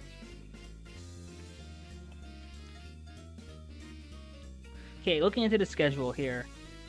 VT House Divided. This is a good match. This one means a lot too. The problem is Virginia Tech needs to reschedule because no one is available this weekend. I don't know when they're rescheduling, if they're going to be able to, but had this played tonight without Ice and without Cynical, it'd be a House Divided win. I still think House Divided wins this, especially with how good Short is playing right now. But I would not be shocked if VT, if they are still playing this hot when Cynical gets back and when Ice is good. if they pull it off. But this is definitely the odds-on favorite to like be the championship match in D2, and that is something crazy to watch for. Speaking of also crazy to watch for, we've been talking about Morgan State Moravian. Because they tied after an incredibly close match in week 1, Morgan State only tying because of a -10 penalty on them. It really means a lot, and it's crazy because Moravian could have taken the forfeit against Morgan State, which neither I nor did the Moravian captains feel was appropriate in that situation. So now it sets up where these two teams basically have playoff hopes on the line here tonight on week 4. I'm scared. It's a crazy match. I don't know who exactly is favored here. I'm thinking about it now. Everyone knows for Moravian that Zay is the best player on Morgan State. Morgan State knows that Moravian's best player is Angle usually. Moon is not playing as far as I know. Yeah, he's not in lineup for tonight, so this will be interesting here. Do you see, there's some slight differences in the lineups, I think, from both sides also. It's so hard to tell. In the beginning of the season, I predicted that they would split the series with one team winning each. But I did think it was going to be Moravian winning one, and I think probably the first one, and Morgan State winning the latter. I'm going to rock with Morgan State here, even though I'm coaching Moravian and I'm biased towards them. Yeah, none of them are here, so I can say it. I think the way Zay is playing is just too much right now. And I think that experience, if it comes down to Zay against like Angle, if we're looking at just straight up at that, Angle's slumping. I won't lie to you. Angle's having it rough.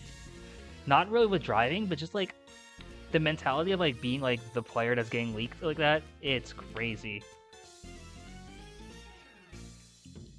Shout out to the actual Collegiate MK for dropping the follow. Mad props for you. Thank you for that.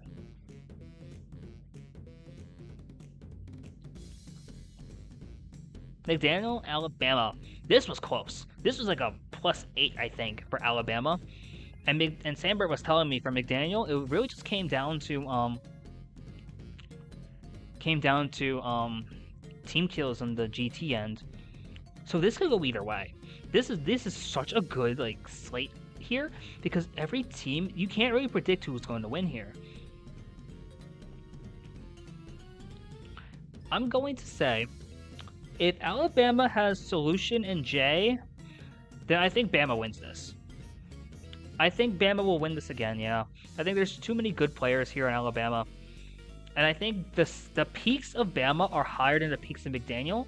So I'm going to, in the end, I'm going to give them the edge here. But I would not be surprised if McDaniel pulls it off. Moving on to the next slate, Moravian is going to beat VT.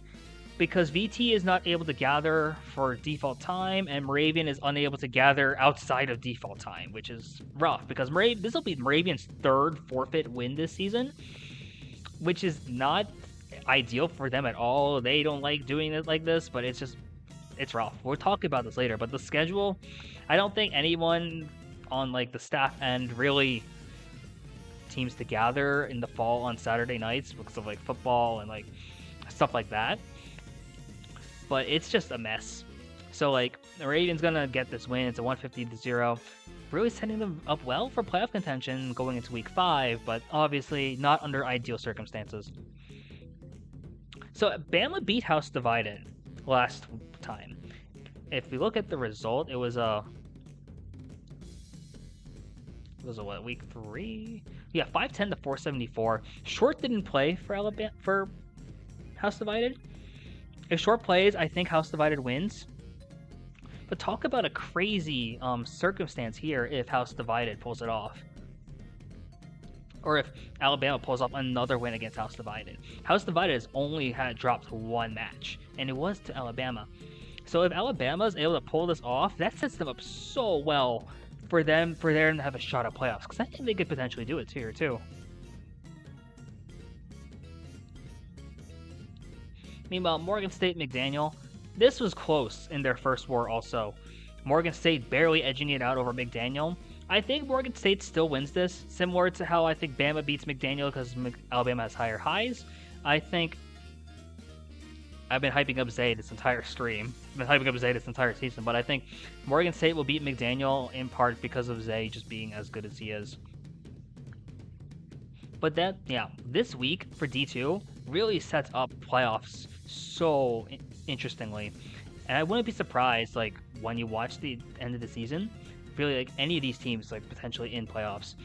Don't be surprised if it's Morgan State, Moravian, McDaniel, or even Bama. All of these results for them against each other are going to mean so much. Granted, I do think they all lose to VTech or House Divided in playoffs, but it'll still be impressive to see either way.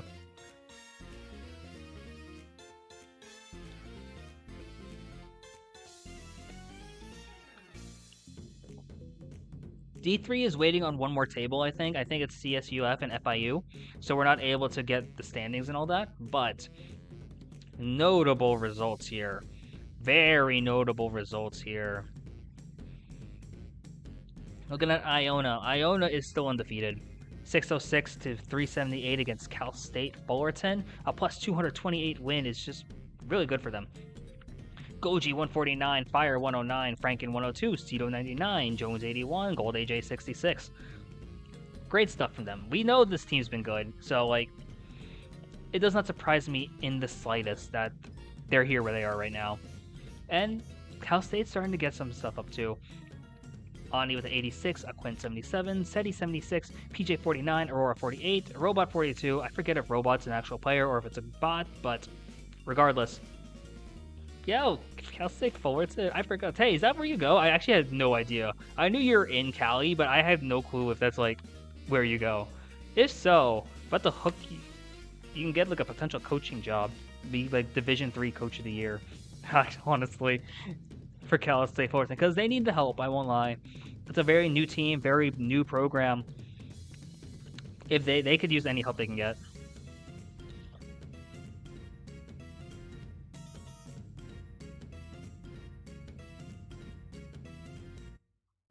Got a ping there. Not gonna open it up on stream, but I am curious.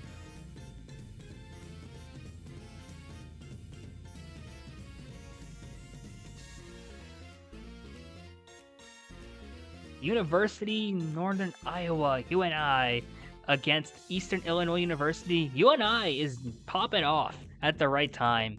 561 to 423, a plus 138 for UNI. Dapper with the 134, Archie with the 124. Lemons 90, Icy 85, Nick 70, Ascendant 58. I knew Archie was good. I remember Dapper was also good. This is some great performances from these two though. UNI is like positioned to make playoffs, I think, at this point. I think you will see in a future result for them that they're really close to like potentially just securing that like first wild card or second wild card spot. So really happy for them, honestly, here. You know, EIU, solid result overall. Meg is playing well lately with the 99, Musk with a 78, J Pro 74, Lovebug 66, Panda D 54, Piccoli 52. EIU still has some ways to go in the season, but like it's good progress for them overall. Really happy to see it from them. Gonna quick keep this up because thank you, game.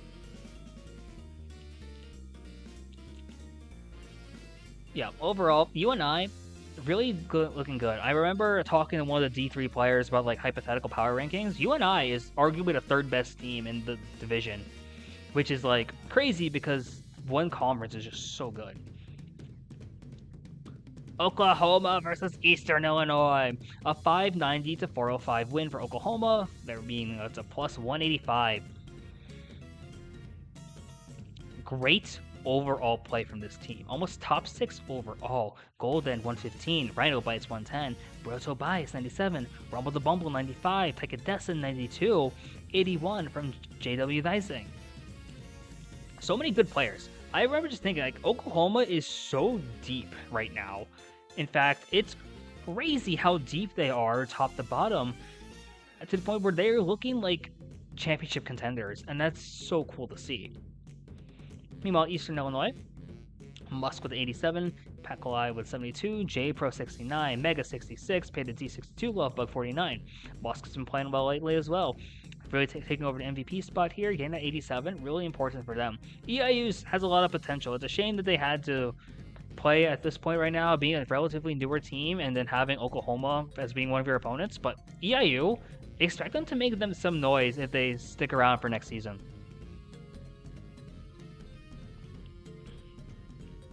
UNI 524 to UNL 460. This was big. This had so much playoff implications on the line here for that final wildcard spot, because we knew Oklahoma was going to get it and the two conference winners were going to get it in automatically.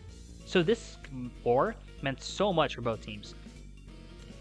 And seeing UNI, even with like maybe not their best lineup, popping off with a plus 64, really happy for them here.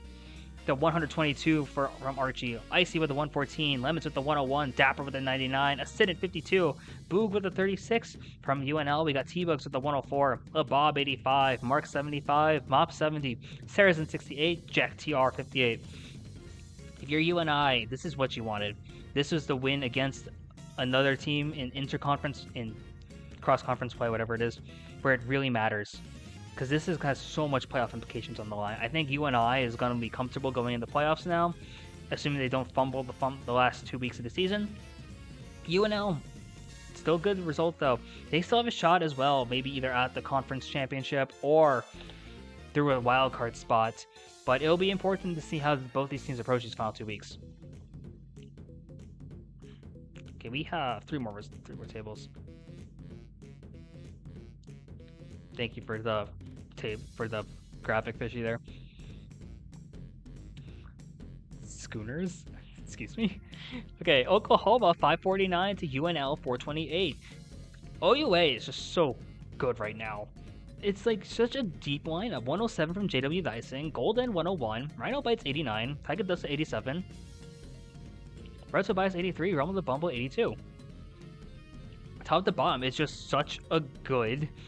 Okay, Schooners. That makes more sense for the Schooners. Okay, thank you for that. Yeah, OUA is such a deep team. I think they have a shot. I think they play Iona this week, which I'm going to be looking forward to. But they're going to make some noise in playoffs, because there's no way I can't see a path where OUA fumbles the rest of the season and doesn't sneak and doesn't make playoffs. Meanwhile, UNL 94 from Mark, T-Bugs 85, Sarazen 81, Mob 68, LeBob 58, Jack TR 42. A solid result, all things considered here. Mark really coming into their own as well, taking some pressure off of T-Bugs and LeBob. And I don't know if UNL, it'll depend on a lot on their schedule in the last few weeks, but there's still a chance for them to sneak it in the playoffs, and if that's the case, it'll be massive for them.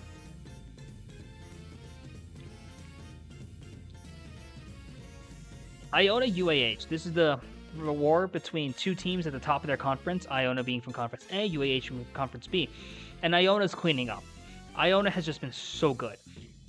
130 from Goji, 112 from Franken, Cito 82, Yoshi 82, Gold AJ 73, Fire with a 71. Gold with the 111, Creo with the 103 from UAH, Bean with the 78, Drastius 53, Aether 53, Cordy 36. We haven't talked much about UAH, but UAH has been very strong this entire season in Conference B. And I think they're still at a spot they're leading the conference. If they're just able to clean up against the teams they've already beaten, they're going to be a threat coming in the playoffs. But Iona, we've been talking about it all year. Since September, honestly, at this point, this team, or since October, I guess, this team is just so good top to bottom. Iona and Oklahoma are looking like the two best teams in the conference, both on paper, through the numbers say it, and the eye test also says it as well. These teams are going to be absolutely crazy. They play again soon. I'm super excited.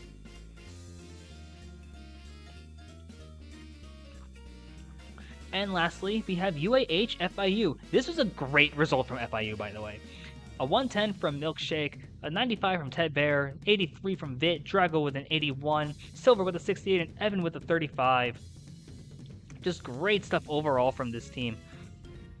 And going up against a 40 against the best team in Conference B, very strong result overall. But UAH, Creo is doing insane. This is crazy numbers dropping to 142, really cementing themselves as the top player in their conference and potentially all division, like first team in Division 3.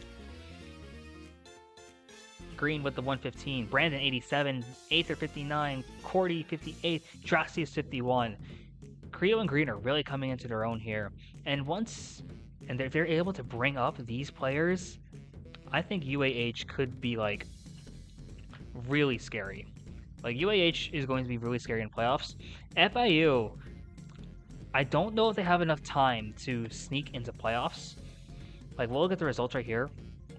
Yeah, I don't think FIU can sneak into playoffs, being 2.5 back of UNI. It's possible. It's just not likely.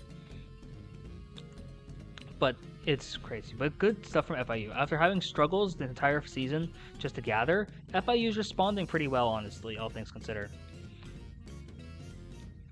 Looking at conference playoffs, so look, Iona and Oklahoma, 6-0 and 5-1 respectively. You know they're great. Look at these, just the plus minuses alone.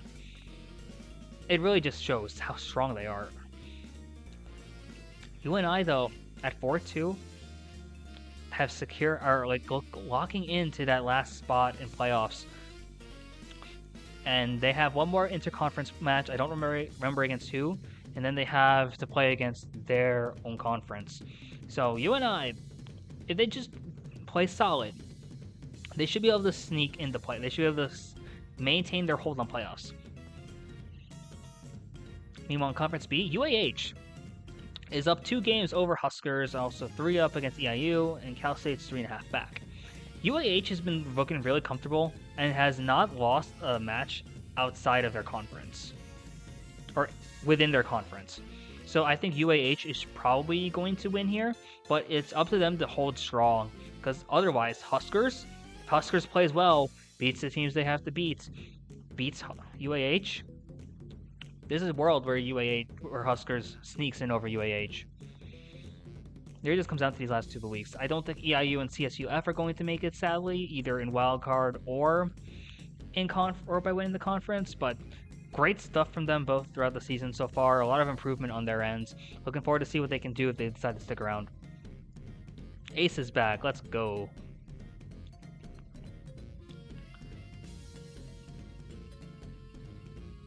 Division 3, schedule. Okay, so someone mentioned, I think, earlier, DM'd me and said I got like all my predictions for D3 last week correct, which I don't think is going to ever happen again, but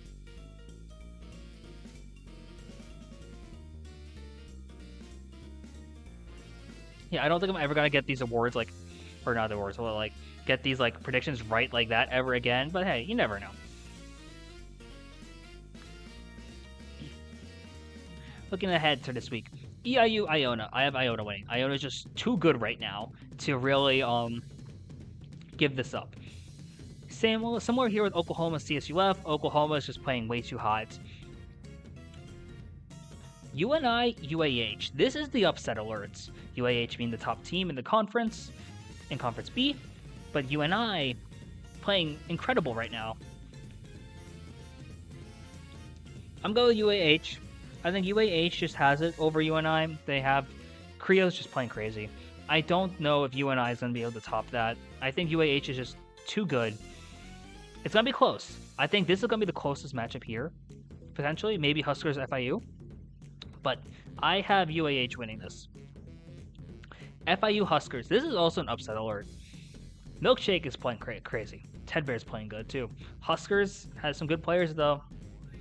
It'll just come down to who has a better lineup at this point. Who has their best lineup available? Because I think if best lineup is available, Huskers wins. But FIU could make some noise here as well. In fact, if there's going to be an upset, I think it will be FIU over Huskers. This one is big. I think FIU they're playing well lately. The results don't show it. Just off of who's winning, but FIU is just playing so well that I think they can pull it off here too. Meanwhile, oh my god, we got Iona, Oklahoma. We'll save this. We'll come back to that because that's a match. But UNI, FIU, UNI beats FIU, I think. But if FIU wins, If FIU goes 2-0 this week, oh, that's going to make playoffs going into week 5 crazy. But I think UNI is just more consistent, so they'll beat FIU. UAH beats EIU, Huskers beats CSUF. I think both these teams, UAH and Huskers, are just playing better than their opponents, so I do think that's going to be crazy. But Iona, Oklahoma. Iona's undefeated. Oklahoma's only loss has come against Iona, but this scrim, it's only 8 races, but I'm not the top LU from Iona either, but there's good things to note here. Cito isn't playing, Phantom isn't playing for Iona, but you still have Frank in here, and Taika Dessa, JW, Dizing, Golden Brett Tobias, Rumble the Bumble. OUA is looking really comfortable right now. Like a plus 80 against Iona is no easy feat in this division. Oh, Mirage is fire. Okay. Goji sick? Is Goji not playing then tonight? Because that's going to influence a few predictions then. Because, okay, for pure storyline aspects, like if I had a script and I could write it myself, I would say Oklahoma wins tonight. You're not playing tonight? Okay. Okay, I would say Oklahoma wins just to make things dramatic as heck. Because OUA and IU and Iona are both going to be like, dang, apparently a bunch of them is. Oh my gosh. Yeah, stay healthy, guys. Wash your hands, and just take care of yourselves. It's a rough time of the year right here. So, but yeah, Oklahoma's playing well. Iona's also playing well. I could see it going either way.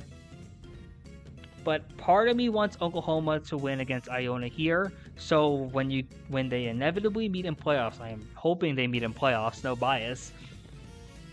Because then we'll have this amazing matchup with such a crazy storyline. That'll be so good to watch. Yeah, I'm going to rock with Oklahoma today. Oklahoma this week. But really, this one could go either way. Both of them are playing well. Both of them have great lineups. And honestly, it could go like either way. Like, it's so hard to tell. Okay, I'm gonna quick DM members of OUA. Remember seeing if they're still down for an interview. Stream went a bit longer than I expected, but hey, it happens.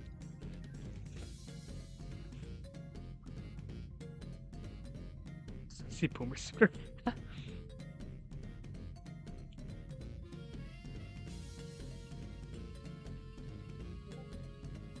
Oh, well, that makes things a lot easier. Let me add you to a group chat. I was gonna say,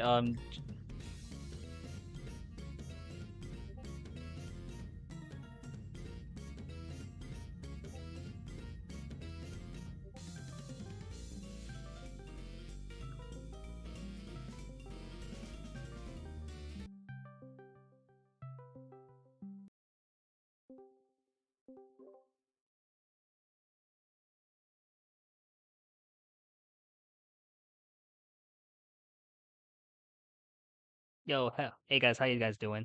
Gotta quick fix some audio stuff before we get into it, but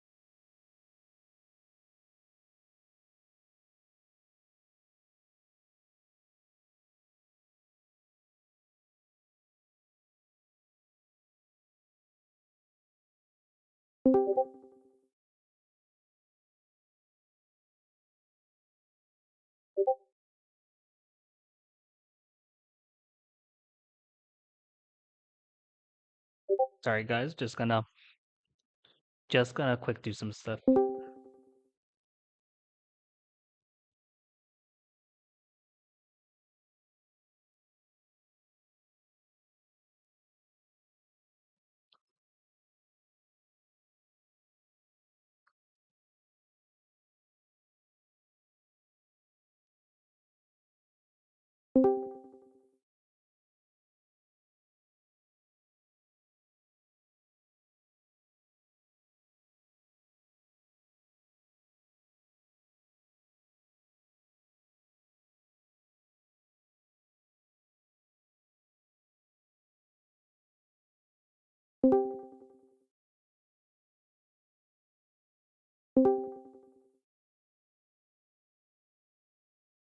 Oh, Discord's being a bum for me, so this might be a bit.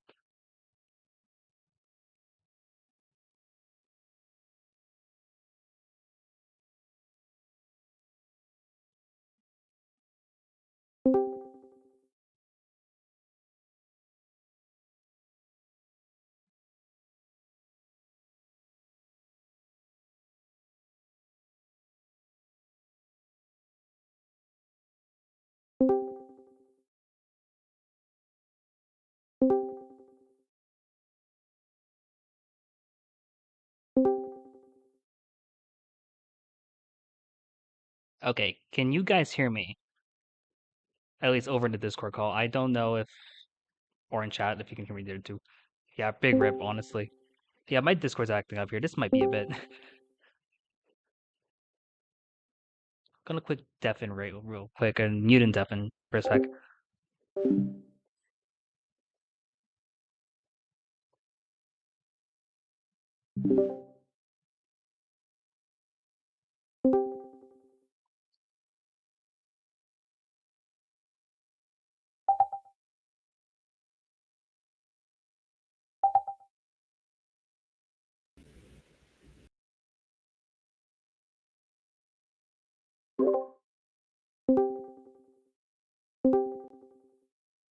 Oh, I'm going through Wi-Fi problems. That explains a lot. Oh no, give me guys a quick sec while I figure this out. Okay, so I'm going to quick adjust some things because I forgot Discord does not like my campus internet here, so or this campus internet, so I'm going to have to take a quick sec. Hotspot, here we come, maybe. Yeah, guess Wi-Fi be a bitch.